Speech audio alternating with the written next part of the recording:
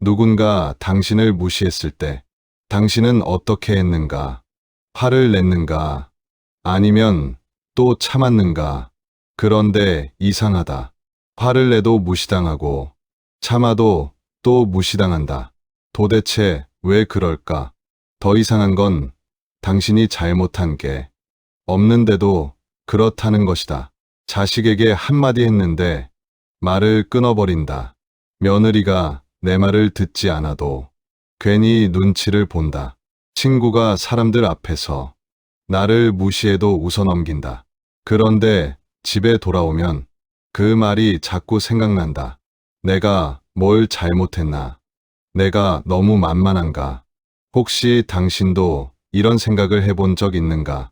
그런데 놀라운 사실이 있다. 무시당하지 않으려고 화를 내는 것도 무조건 참는 것도 정답이 아니었다. 오히려 두 행동에는 공통점이 하나 있었다. 상대에게 잘못된 신호를 보내고 있었다는 것이다. 그렇다면 도대체 어떤 신호였을까? 그리고 그 신호를 딱 한 번 바꾸면 상대의 태도가 달라질 수도 있다는 사실 알고 계시는가? 오늘 당신이 누군가에게 무시당했을 때도 그대로 사용할 수 있다. 특히 마지막에 나오는 단 한마디는 꼭 기억해 두시길 바란다. 그 한마디가 당신의 남은 인간관계를 다르게 만들 수도 있다. 사람은 나이가 들수록 친구를 잃는다. 많은 사람들은 그것이 세월의 흐름 때문이라고 생각한다. 나이가 들면 만남이 줄고 건강이 예전 같지 않으며 서로 바쁘게 살아가다 보면 자연스럽게 멀어질 수밖에 없다고 믿는다. 그렇게 생각하며 스스로를 위로한다. 그러나 정말 그뿐일까? 정약용은 사람과 사람 사이의 인연은 시간 때문에 끊어지는 것이 아니라 반복되는 작은 말과 작은 행동 때문에 조금씩 무너진다고 보았다. 사람은 큰 잘못 때문에 관계를 잃는 것이 아니었다. 매일 반복하는 사소한 말, 별것 아니라고 여겼던 태도, 좋은 뜻이라고 믿었던 행동, 바로 그런 것들이 사람의 마음을 조금씩 멀어지게 만들었다. 더 안타까운 사실은 그 말을 하는 사람은 끝까지 자신의 잘못을 모른다는 점이었다. 자신은 정직하게 말했다고 생각한다. 자신은 상대를 위했다고 믿는다. 자신은 좋은 친구였다고 확신한다. 그러나 상대의 마음은 조금씩 다치고 있었다. 그래서 어느 날부터 전화는 뜸해지고 약속은 줄어들며 가까웠던 사람들은 하나둘 곁을 떠난다. 그때 사람들은 말한다. 세월이 야속하다. 나이가 드니 다 그런 거지. 하지만 정약용은 그렇게 생각하지 않았다. 그는 사람이 떠나는 데에는 언제나 이유가 있다고 보았다.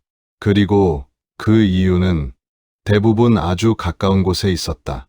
바로 자신의 말이었다. 한마디의 말은 사람을 평생 곁에 머물게도 하고 평생 다시 돌아오지 않게도 만든다.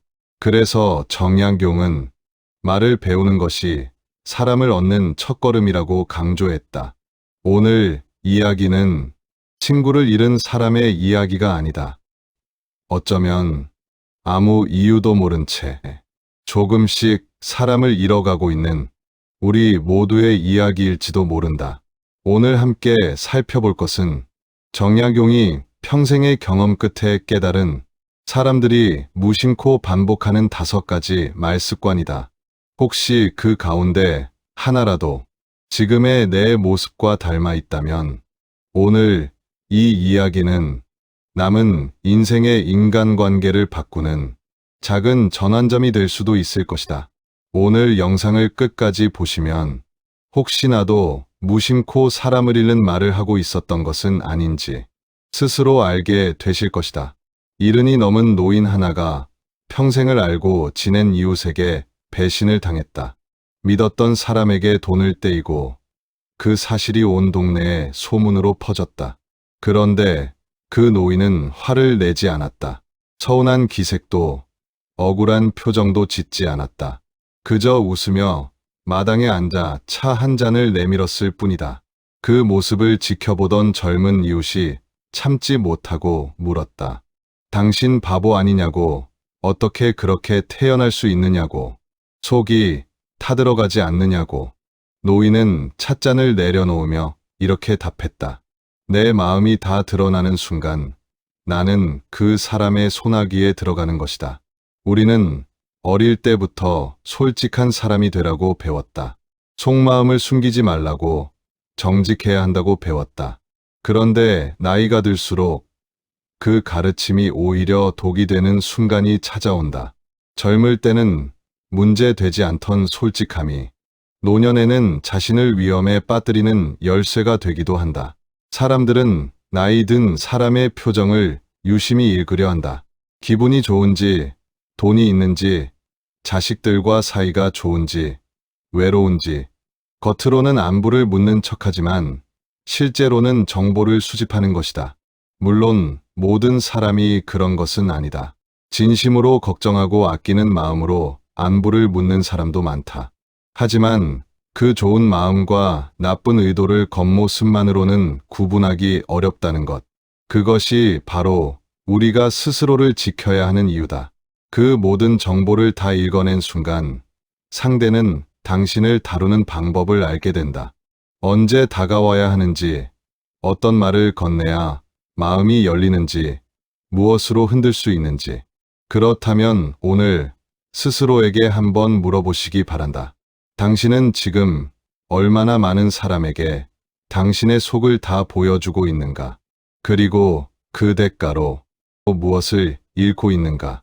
이 영상을 끝까지 보시면 5가지 지혜가 무엇인지 알게 될 것이다. 오랜만에 만난 친척에게 자식 자랑을 늘어놓았다가 얼마 뒤 그 친척에게서 돈을 빌려달라는 소리를 듣기도 한다. 자네 아들이 그렇게 잘 벌면 좀 도와줄 수 있지 않겠나 하는 말을 들은 적이 있으신가? 속상한 일이 있어 이웃에게 하소연했는데 그 이웃이 오히려 그 약점을 은근히 이용해 자신을 낮춰보기 시작한 적. 전에는 존대하던 사람이 어느 순간부터 말을 놓기 시작한 적. 이런 일들은 젊을 때는 크게 문제되지 않는다. 몸이 건강하고 벌이가 있고 관계를 다시 만들 시간도 충분하기 때문이다. 설령 누군가에게 이용당하더라도 다시 일어설 힘이 남아있기 때문이다. 하지만 나이가 들면 상황이 완전히 달라진다. 몸은 예전 같지 않고 벌이는 줄어들고 새로운 사람을 사귈 기회도 점점 적어진다. 한 번 잃은 돈은 다시 벌 수 없고 한 번 무너진 관계는 다시 회복하기 어렵다.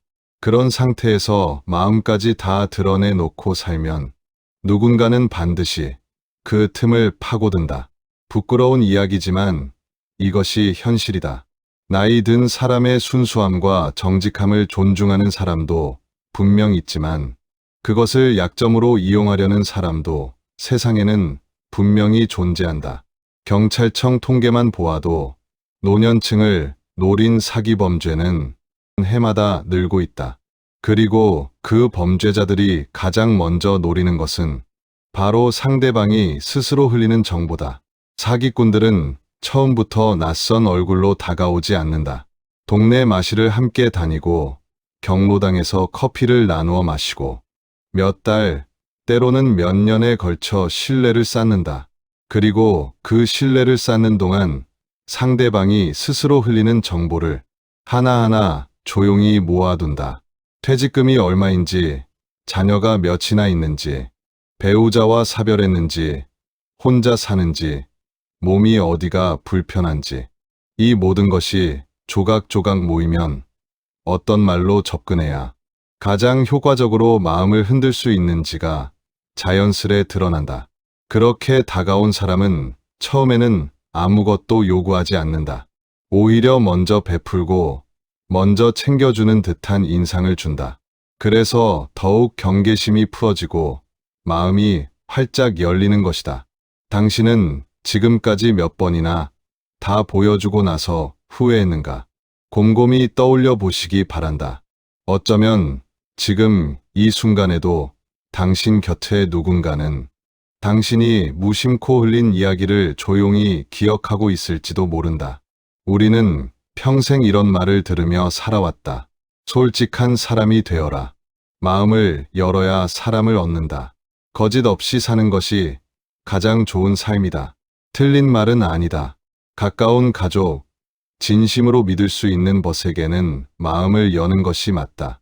그런 관계에서까지 마음을 닫으면 오히려 외로움만 커질 뿐이다.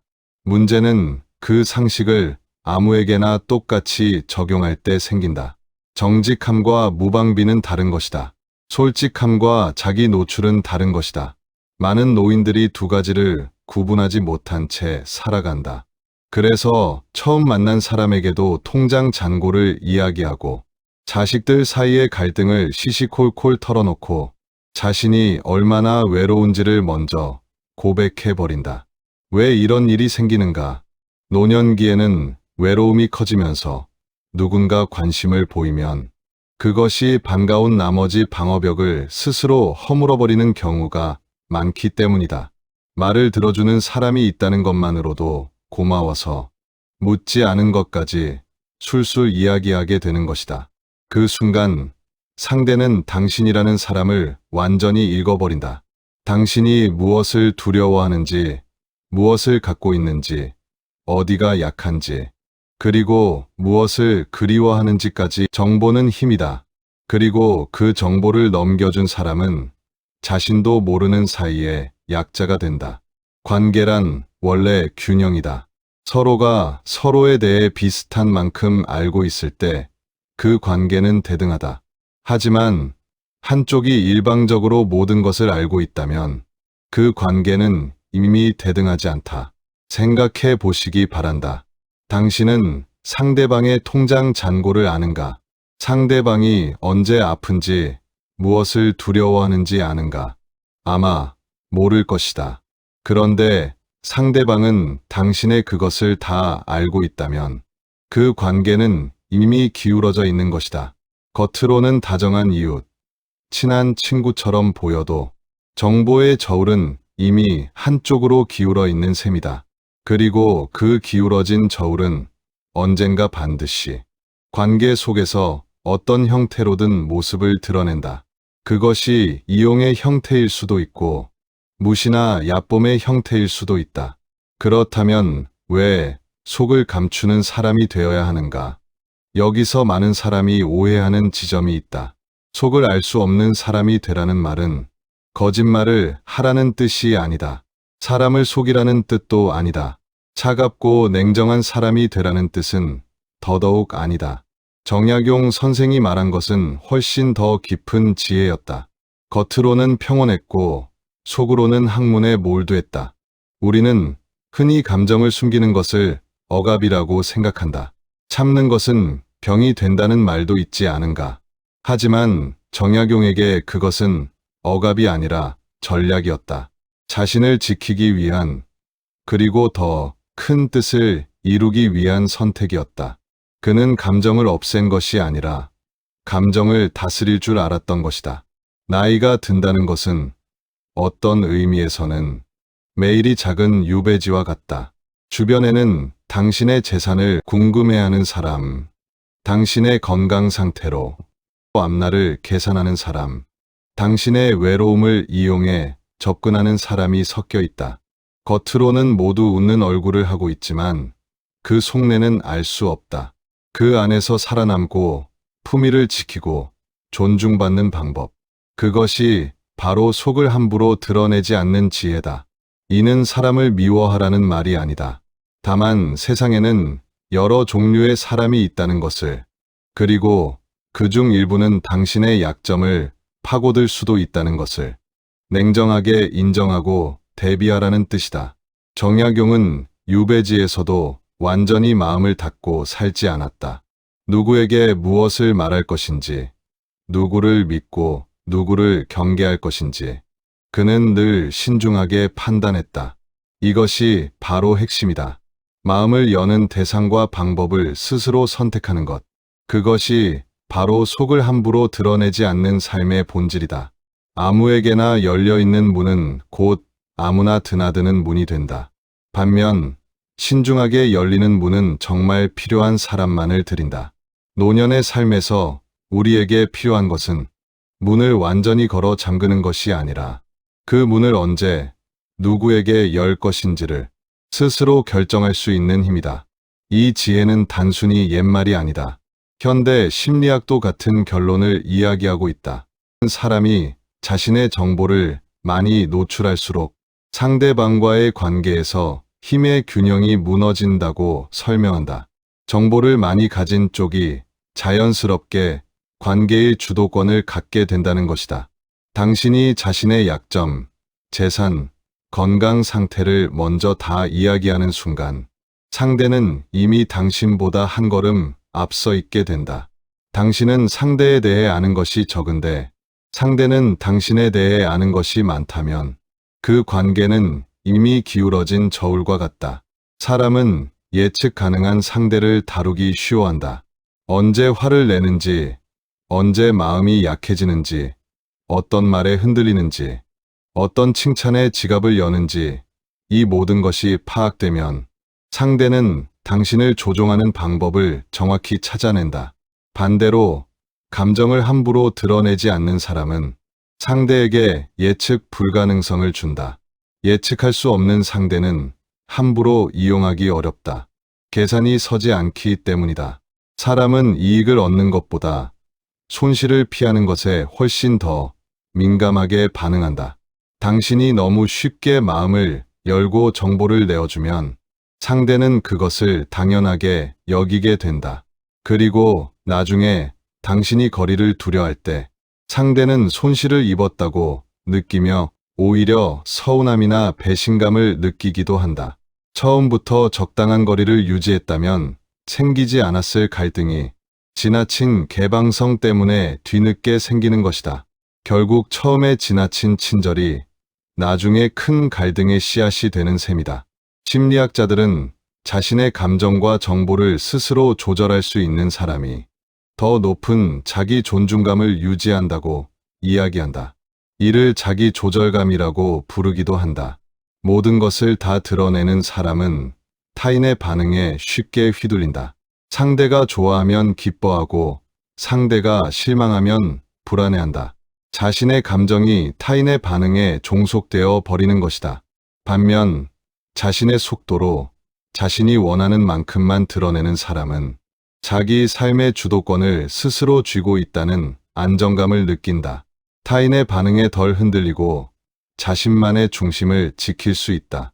사람은 누군가에게 정보를 많이 받으면 그 사람에게 무언가 갚아야 한다는 심리적 부담을 느끼기도 하고 반대로 그 사람을 얕잡아 보기 시작하기도 한다. 특히 나이 든 사람이 지나치게 많은 것을 스스로 털어놓으면 상대는 무의식 중에 이 사람은 만만하다는 인식을 갖게 될 수 있다. 이는 의도적인 무시가 아니라 인간 심리의 자연스러운 흐름이다. 그렇기에 더욱 스스로 조심해야 하는 이유가 된다. 말이 많고 경계심이 없고 누구에게나 형편을 다 이야기하는 사람은 자신도 모르게 스스로를 표적으로 만든다. 반대로 필요한 만큼만 말하고 쉽게 정보를 내어주지 않는 사람은 가해자의 입장에서 볼 때 다루기 어려운 상대로 분류된다. 먼저 찾아간다. 노년기에 접어들면서 사회적 관계망이 줄어들수록 사람은 본능적으로 새로운 애착 대상을 찾으려 한다. 이는 자연스러운 인간의 심리이지만 동시에 위험한 지점이기도 하다. 외로움이 클수록 다가오는 사람의 진심을 검증하기보다 그 관심 자체에 먼저 감사하고 의지하려는 경향이 강해진다. 바로 이 지점을 정확히 노리는 사람들이 있다는 것을 우리는 냉정하게 인식하고 있어야 한다. 관계 초기에 지나치게 빠른 속도로 신뢰가 형성되는 경우일수록 그 관계가 훗날 문제를 일으킬 확률이 높다. 정상적인 신뢰는 시간이 흐르며 여러 번의 검증을 거쳐 서서히 쌓이는 것이 자연스럽다. 그런데 누군가 유난히 빠르게 다가와 깊은 유대감을 형성하려 한다면 그것은 오히려 경계해야 할 신호일 수 있다. 이는 하나의 결론으로 모인다. 사람은 자신에 대한 정보를 스스로 통제할 수 있을 때 비로소 관계 속에서도 안전하고 존중받는 위치에 설 수 있다는 것이다. 이것이 바로 나이 들수록 속을 알 수 없는 사람이 되어야 하는 심리학적으로도 충분히 증명된 이유다. 정약용 선생은 목민심서에서 이렇게 강조했다. 관리된 자는 함부로 자신의 속내를 아랫사람에게 다 보이지 말라고. 속내를 다 보이면 아랫사람이 그 틈을 타 사사로운 이익을 챙기려 든다고 했다. 이 말은 관리에게만 해당하는 말이 아니다. 사람 사이의 모든 관계에 적용되는 이치다. 윗사람과 아랫사람의 관계뿐 아니라 이웃과 이웃, 친구와 친구 사이에도 똑같이 적용된다. 여유당전서에는 또 이런 뜻이 담겨 있다. 말이 많으면 실수가 많아지고 실수가 많으면 화를 부른다고. 그래서 그는 말을 아끼고 감정을 절제하며 꼭 필요한 순간에만 자신의 뜻을 드러내는 삶을 살았다. 그는 아들에게 보낸 편지에서도 여러 차례 당부했다. 남에게 함부로 속을 다 내보이지 말고 특히 재물에 관한 이야기는 더욱 신중히 하라고 일렀다. 논어에도 비슷한 가르침이 있다. 군자는 말이 어눌한 듯하되 행동은 민첩해야 한다는 말이 있다. 이는 함부로 떠벌리지 않고 속으로 깊이 헤아린 뒤 움직이라는 뜻이다. 또한 논어에는 지혜로운 사람은 사람을 잃지 않으면서도 말을 잃지 않는다는 구절도 전해진다. 이는 말을 아끼되 그로 인해 사람과의 관계마저 잃지는 않는 절묘한 균형의 지혜를 말한다. 명심보감에는 이런 구절이 전해진다. 입은 재앙을 부르는 문이라는 뜻의 가르침이 있다. 말을 아끼는 것이 곧 화를 피하는 길이라는 뜻이다. 명심보감은 또한 사람을 대할 때는 셋으로 나누어 등급을 두라고 가르친다. 믿을 수 있는 사람에게는 마음을 다 열어도 되지만 그렇지 않은 사람에게는 할만 드러내라는 뜻이다. 금흠신서에서도 정약용은 사람을 판단할 때 겉으로 드러난 말보다 행동과 정황을 살피라고 강조했다. 이는 곧 사람의 진심은 말로 다 드러나지 않으며 말을 앞세우는 사람일수록 오히려 경계해야 한다는 뜻이기도 하다. 동시에 그는 스스로도 그 원칙을 지켰다. 자신의 억울함을 구구절절 설명하기보다 묵묵히 자신의 할 일을 하며 시간이 진실을 증명하게 두었다. 깊은 물은 소리 없이 흐른다는 말이 있다. 정말 깊이가 있는 사람일수록 겉으로 요란하지 않다. 자신을 과시하지 않아도 시간이 지나면 그 깊이는 자연스럽게 드러난다. 강한 사람은 말이 많은 사람이 아니라 필요할 때 필요한 만큼만 말하는 사람이라는 것이다. 그리고 그것이야말로 오랜 세월 살아남은 사람들의 공통된 지혜였다. 동서고금을 막론하고 오래 살아남은 사람들의 공통점은 바로 자신을 함부로 드러내지 않는 절제였다. 이 지혜는 몇백 년이 지난 오늘 우리에게 그대로 다시 필요한 지혜다. 세상은 변했지만 사람의 마음을 읽고 이용하려는 이들의 방식은 크게 달라지지 않았기 때문이다. 70을 간 넘긴 박씨 할머니.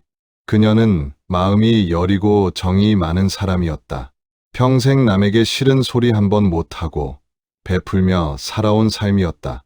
동네 모임에서 만난 사람들에게 먼저 다가가 이야기를 건넸고 자신의 형편, 자식들 이야기, 통장에 얼마가 있는지까지 숨김없이 다 털어놓곤 했다. 처음에는 사람들이 그녀를 좋아하는 듯 보였다. 소탈하고 정 많은 사람이라며 칭찬도 들었다. 모임에 가면 늘 환영받는 사람이었다. 하지만 시간이 지나며 이상한 일들이 생기기 시작했다. 한 지인이 좋은 투자 자리가 있다며 접근해왔다. 어차피 은행에 넣어봐야 이자도 얼마 안 되지 않느냐는 말로 시작해 결국 상당한 돈을 투자하게 만들었다. 그 돈은 몇 달 후 흔적도 없이 사라졌다. 자식 자랑을 들은 이웃은 은근히 돈을 빌려달라는 말을 꺼냈다. 아들이 그렇게 잘 벌면 좀 여유가 있지 않겠느냐는 말에 거절하지 못하고 적지 않은 돈을 빌려주었다. 그 돈은 아직도 돌려받지 못했다. 건강이 안 좋다는 이야기를 흘린 뒤로는 그녀가 오래 못 살 거라는 소문까지 돌기 시작했다. 심지어 몇몇 친척들은 벌써부터 그녀의 재산을 두고 은근히 신경전을 벌이기 시작했다. 박씨 할머니는 뒤늦게 깨달았다. 자신이 사람들에게 내어준 것은 정이 아니라 자신을 지킬 방패였다는 것을. 다른 한 사람은 같은 마을에 사는 최씨 할아버지다. 그는 평생 말이 적은 사람이었다. 젊었을 때부터 남에게 자신의 이야기를 잘하지 않았다. 사람들은 처음에 그를 답답하다고 여겼다. 속을 알 수 없어 가까이 하기 어렵다는 말도 들었다. 일부는 그를 정 없는 사람이라고 흉보기도 했다. 하지만 세월이 흐르면서 사람들은 알게 되었다. 최 씨 할아버지에게는 함부로 접근할 수 없다는 것을. 그는 자신의 재산 상황을 아무에게도 말하지 않았다. 누군가 은근히 물어와도 그럭저럭 지낼 만하다는 말로 넘겼다. 건강이 안 좋을 때도 내색하지 않았다. 병원에 다녀온 날도 평소와 다름없이 마을을 돌았다. 누군가 무리한 부탁을 해와도 웃으며 다음을 기약할 뿐 확답을 주지 않았다. 생각해 보겠다는 그의 말은 사실상 거절이었지만 누구도 그것에 서운해하지 않았다. 동네에서 그를 이용하려던 사람들은 결국 정보를 얻을 수 없어 그를 포기하고 다른 사람에게로 옮겨갔다. 최씨 할아버지는 여전히 그 자리에서 평온하게 자신의 삶을 지키고 있다. 그의 통장에는 여전히 그가 평생 모은 돈이 고스란히 남아있다. 두 사람의 차이는 성격이 아니었다. 누가 더 착하고 누가 더 나쁜 사람인가의 문제도 아니었다. 얼마나 자신의 정보를 지킬 줄 아는가의 차이였을 뿐이다. 여기 세 번째 이야기가 하나 더 있다.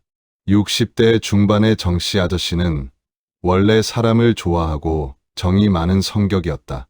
박씨 할머니처럼 큰 손해를 본 적은 없었지만 그 역시 젊었을 때는 자신의 이야기를 숨김없이 하는 사람이었다. 그러던 어느 날 그는 오래 알고 지낸 친구에게 사업 실패로 힘든 시기를 보내고 있다는 이야기를 털어놓았다.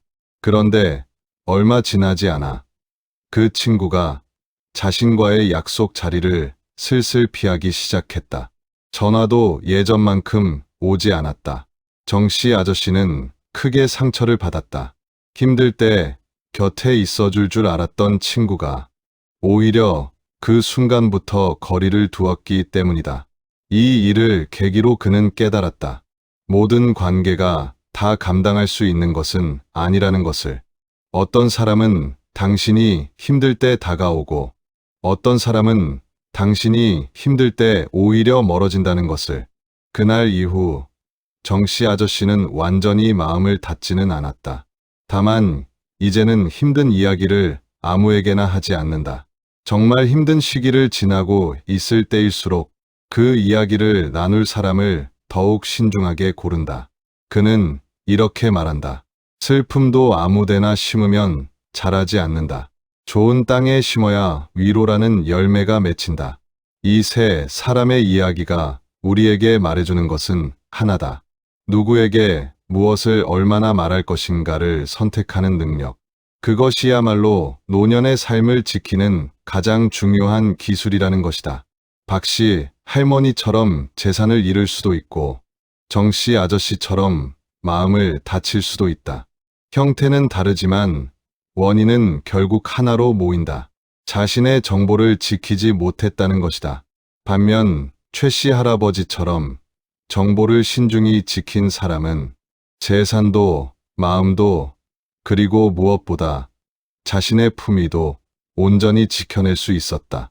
세월이 흐를수록 우리 곁에 남는 것은 얼마나 많은 사람에게 마음을 다 열었는가가 아니라 얼마나 지혜롭게 자신을 지켰는가이다.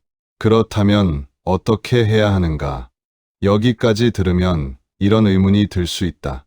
그렇다면 마음을 완전히 닫고 살아야 하는가? 아무도 믿지 말고 외롭게 살아야 하는가? 그렇지 않다.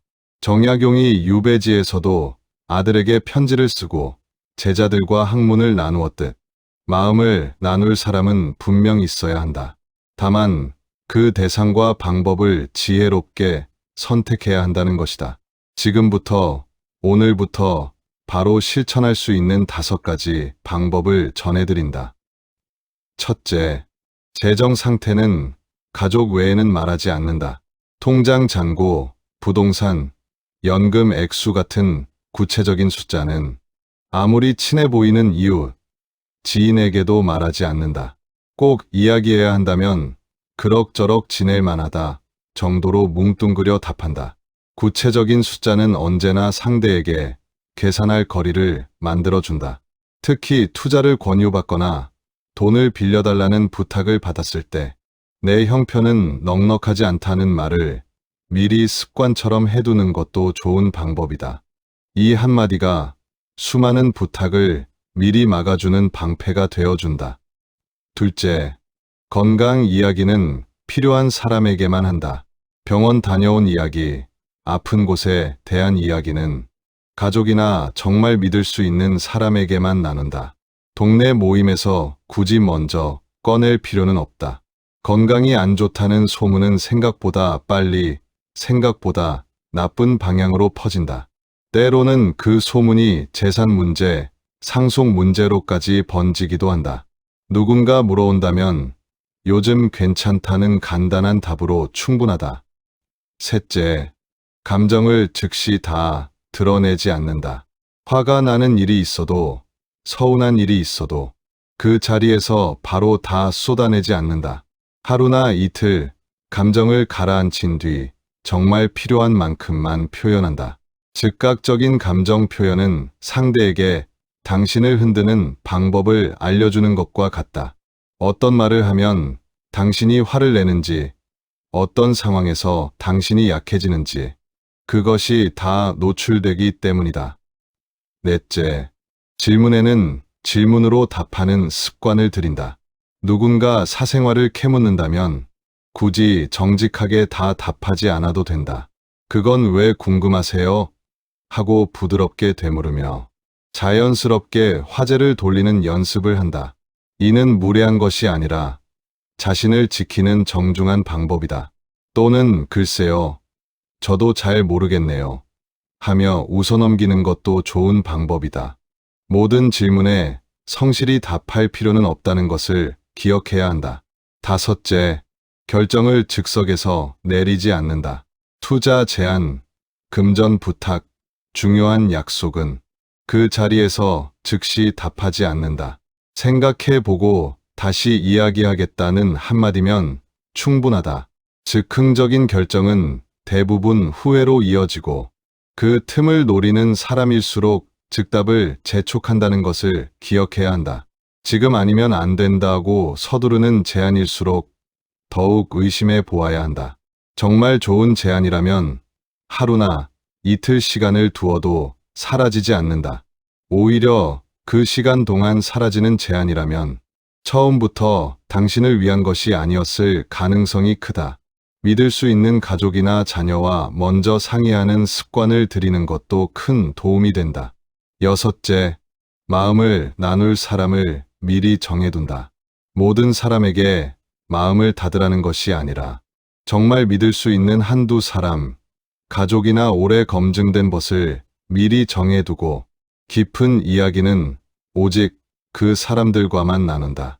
이렇게 마음을 나눌 대상을 정해두면 갑자기 다가온 낯선 관심에 흔들려 아무에게나 마음을 열어버리는 일을 크게 줄일 수 있다.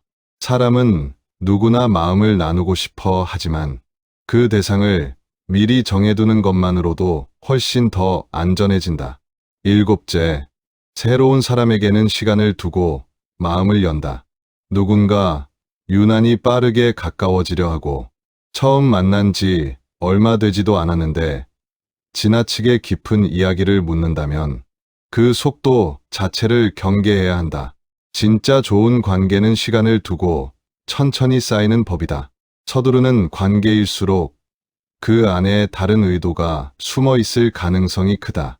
급하게 친해지려는 사람을 조심하라는 말은 그래서 오랜 세월 동안 전해 내려온 지혜다. 이 7가지는 사람을 멀리하라는 뜻이 아니다. 사람을 신중하게, 지혜롭게 대하라는 뜻이다. 사람을 사랑하되 자신을 먼저 지키는 사람이 되라는 뜻이다. 나이가 든다는 것은 약해진다는 뜻이 아니다. 몸은 예전 같지 않을 수 있어도 마음의 중심을 지키는 능력은 오히려 젊을 때보다 더 단단해질 수 있다. 그것이 바로 세월이 우리에게 주는 선물이다. 속을 함부로 보이지 않는다는 것은 사람을 믿지 않는다는 뜻이 아니라 자기 자신을 존중한다는 뜻이다. 내 감정, 내 형편, 내 약점을 아무에게나 값싸게 내어주지 않는 것. 그것이야말로 스스로에 대한 예의다. 정약용 선생은 유배지에서 모든 것을 잃었지만 가족과 헤어지고 벼슬을 잃고 명예마저 흔들렸지만 단 하나 자신의 중심만은 끝까지 지켰다. 그리고 그 절제와 침묵이 있었기에 그는 무너지지 않고 후대에 남을 학문을 완성할 수 있었다. 만약 그가 매 순간 감정을 다 드러내며 흔들렸다면 오늘날 우리가 아는 정약용은 존재하지 않았을 것이다. 당신의 노후도 마찬가지다. 당신이 지금 지켜야 할 것은 많은 사람에게 사랑받는 것이 아니라 소수의 진실한 사람 앞에서만 마음을 열고 나머지 앞에서는 품위 있는 거리를 유지하는 것이다. 그것이 결국 당신을 지키는 가장 확실한 방법이다. 속을 다 보여주지 않아도 괜찮다. 그것은 차가운 것이 아니라 지혜로운 것이다. 그것은 무정한 것이 아니라 자신을 아끼는 것이다. 세상은 여전히 따뜻한 사람들로 가득하지만 동시에 그 따뜻함을 이용하려는 사람들도 존재한다는 것을 받아들일 때 우리는 비로소 더 지혜롭게 사람을 사랑할 수 있다. 오늘부터 당신의 마음을 아무에게나 내어주지 않기를 바란다. 당신은 그럴 자격이 있는 소중한 사람이기 때문이다.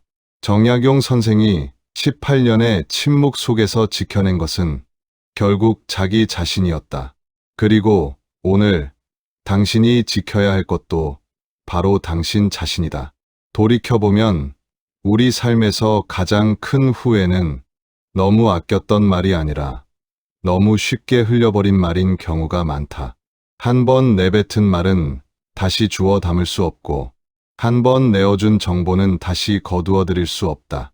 그래서 말을 아끼는 것은 소극적인 태도가 아니라 가장 적극적으로 자신을 지키는 태도다.